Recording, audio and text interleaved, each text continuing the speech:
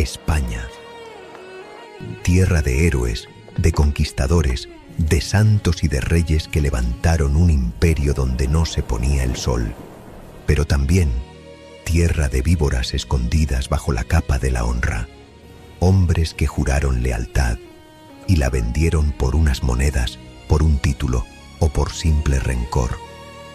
La historia no solo se escribe con sangre heroica en Lepanto o en Covadonga, también con la sangre podrida de los traidores.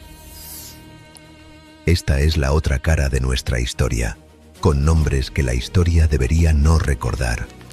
Y hoy, en este vídeo, los vamos a sentar en el tribunal de la traición, uno por uno.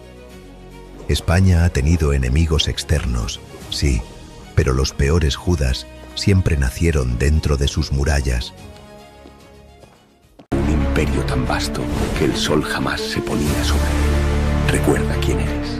Tú eres hijo de los primeros de esta larga lista aparecen hace más de 2000 años, cuando Roma todavía trataba de someter a los pueblos hispanos.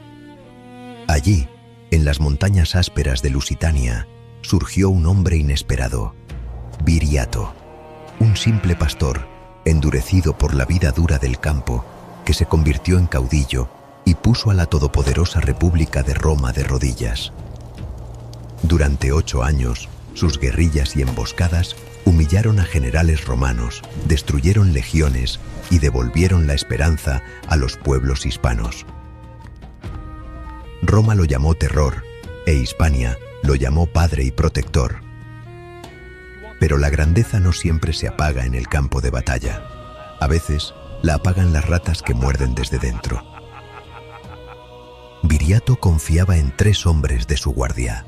Sus nombres eran Audax, Ditalcón y Minuro.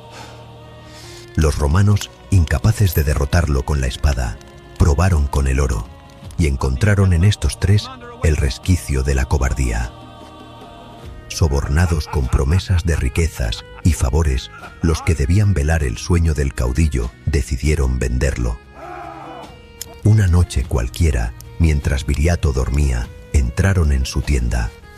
No hubo duelo ni resistencia, solo la daga cobarde clavándose en la carne del hombre que confiaba en ellos. El héroe cayó no frente al enemigo, sino en manos de quienes debían morir a su lado. Audax, Ditalcón y Minuro corrieron al campamento romano creyendo que recibirían oro y honores. Pero al presentarse ante el cónsul Servilio Cepión, solo hallaron desprecio. El romano los despidió con una frase que se convirtió en sentencia eterna. Roma traditoribus non premiat. Los miserables que vendieron a su caudillo fueron engañados por segunda vez. No hubo recompensa, no hubo gloria. Solo quedaron sus nombres grabados en la memoria como símbolo de deshonra. Con la muerte de Viriato, la resistencia lusitana se quebró. Hispania quedó abierta al avance romano. Así terminó Viriato, y así empezaron los primeros traidores de nuestra historia. La traición a Viriato fue el primer mordisco, pero no el último. Pasaron los siglos, Roma cayó, y en Hispania se alzó un reino visigodo que parecía fuerte, heredero de la antigua grandeza. Pero una vez más, la daga no vino de fuera, sino de dentro. Y en el centro de esta historia está un nombre que se convirtió en sinónimo de traición: el conde Don Julián. Don Julián, gobernador de Ceuta. La tradición cuenta que envió a su hija Florinda, llamada la Cava, a la corte de Toledo, para servir como dama. Allí, el rey Rodrigo, último monarca visigodo, la deshonró. El padre, en lugar de reclamar justicia o defender el reino, juró venganza contra Rodrigo. Regem illum maledictum ulciscar. Y su venganza no fue contra un hombre, sino contra toda Hispania. En el 711, Don Julián pactó con los musulmanes del norte de África. Les abrió el estrecho de Gibraltar y les aseguró paso seguro hacia la península. El general Tariq ibn Ziyad cruzó con sus tropas y en pocas semanas derrotó a Rodrigo en la batalla de Guadalete. Lo que empezó como un ajuste de cuentas personal terminó con 8 siglos de presencia islámica sobre la península ibérica. Don Julián no solo traicionó a su rey, traicionó a su pueblo, a su religión, a su patria. El nombre de Don Julián quedó maldito en las crónicas medievales. Su recuerdo se convirtió en advertencia. El traidor siempre abre la puerta al desastre. Mientras Covadonga alumbraba la reconquista, la memoria de Julián seguía siendo un recordatorio de cómo la cobardía de uno puede arrastrar a la ruina a todos. Pero la traición también puede vestirse con hábito y blandir una pluma en lugar de una espada.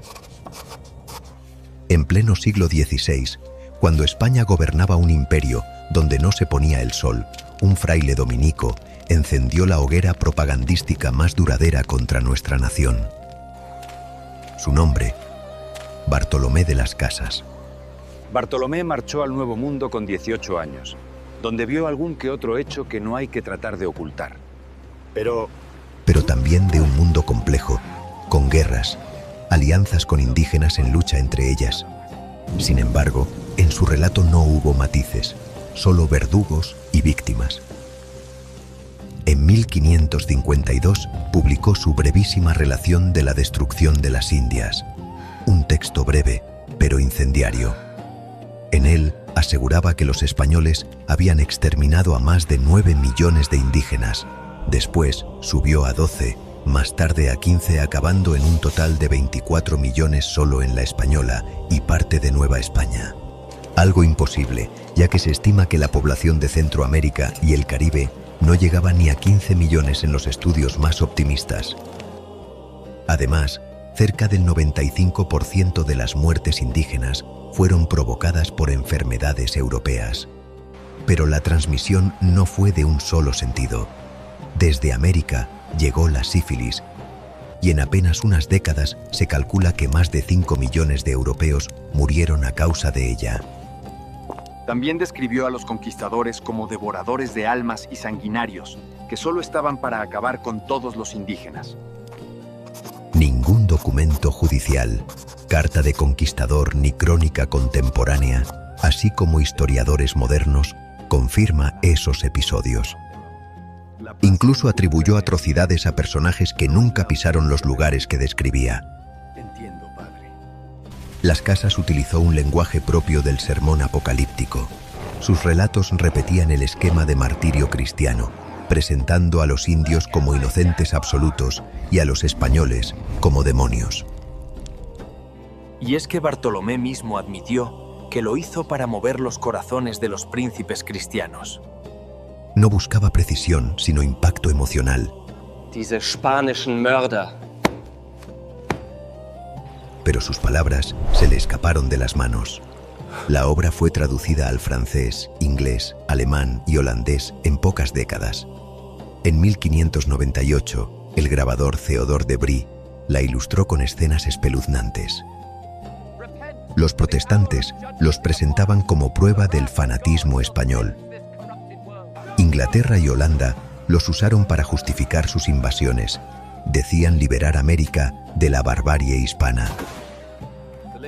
Incluso siglos después, Voltaire, Diderot y los enciclopedistas franceses repitieron sus acusaciones sin verificar una sola fuente. Sus propios compatriotas lo desmintieron.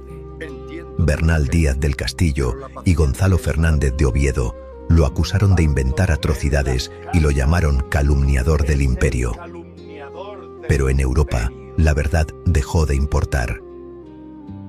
Así nació la leyenda negra, esa imagen deformada de España como nación cruel, inquisitorial y retrógrada. Una mentira que aún hoy sigue resonando en las aulas, los libros y las conciencias de medio mundo. Pero aún faltaba un Judas más retorcido. Uno que no hablaba desde un púlpito ni desde los confines de América, sino desde el corazón mismo del poder. El secretario de Estado del rey Prudente, un hombre que conocía los secretos de la monarquía más poderosa de la tierra, y los vendió al enemigo. Su nombre, Antonio Pérez.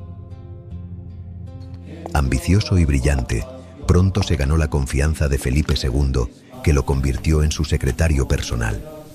Manejaba las cartas que unían el trono con Flandes, con Roma, con los virreinatos de América. Tenía acceso a lo que nadie debía ver. Pero el poder que no se controle termina corrompiendo. Y Pérez, el escribano del rey, empezó a usar la tinta para conspirar. Su caída comenzó con un crimen. Don Juan de Austria, hermanastro del rey, había nombrado a Juan de Escobedo como su secretario. Pero cuando Escobedo comenzó a investigar las intrigas cortesanas de Antonio Pérez, el aragonés decidió eliminarlo. El 31 de marzo de 1578, Escobedo fue asesinado a puñaladas en una calle de Madrid. Pérez intentó hacer creer que todo había sido orden del propio Felipe II. Pero me enteré y lo mandé a apresar. Fue encerrado en Turín, donde escapó. Cruzó Aragón disfrazado, azuzando al pueblo contra el rey con mentiras sobre su supuesta injusticia. Así nació el motín de Zaragoza de 1591, un levantamiento manipulado por el propio Pérez para salvar su pellejo. Perseguido, huyó a Francia y después a Inglaterra, los dos mayores enemigos de España. Y allí vendió todos los secretos del imperio. Desde París y Londres, Pérez se convirtió en un difamador profesional. ¡Menudo tiempo de mierda!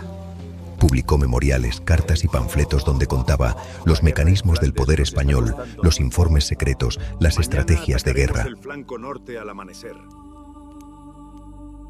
Su veneno fue recibido con entusiasmo por los enemigos de España. En Francia lo retrataron como un héroe. En Inglaterra lo acogió incluso la corte isabelina. Lo exhibieron como trofeo. Y así nacieron algunos de los relatos más venenosos de la leyenda negra, la de un monarca encerrado, cruel y fanático. Una imagen que jamás se correspondió con la realidad, pero que desde entonces persiguió a España por siglos. Antonio Pérez murió en 1611, solo y olvidado. Su fin fue el que corresponde a los traidores: ni patria, ni honor, ni tumba digna. Pero aún faltan más. Porque la historia de España está llena de héroes, pero también de traidores. Y algunos de los peores todavía no han desfilado por este tribunal. Si te ha gustado el video y quieres una segunda parte, comenta, dale a me gusta. Antes de rendirte, recuerda esto. Hubo un día en que todo estaba perdido. Solo quedaba un rincón, una chispa. Pero esa chispa encendió un fuego. Y de aquel rincón olvidado nació un imperio tan vasto que el sol jamás se ponía sobre él. Recuerda quién eres. Tú eres hijo de esa sangre. Defiende la hispanidad con la ferocidad de un lobo acorralado. Hijo de la hispanidad que no se rinde. Despierta.